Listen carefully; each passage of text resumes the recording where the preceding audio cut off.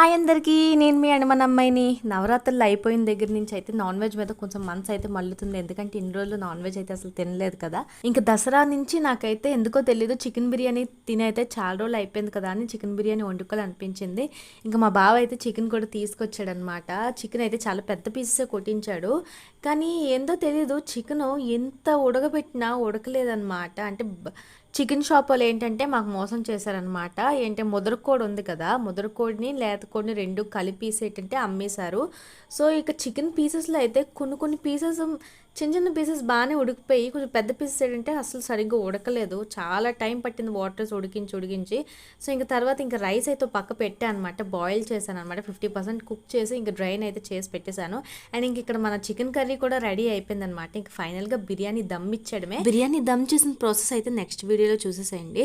And ఆ video నచ్చితే మాత్రం ప్లీజ్ ఒక లైక్ కొట్టండి. వీడియో చూస్తున్నారు కానీ ఎవరో లైక్ కొట్టట్లేదు. ఉంటాను మరి, బై.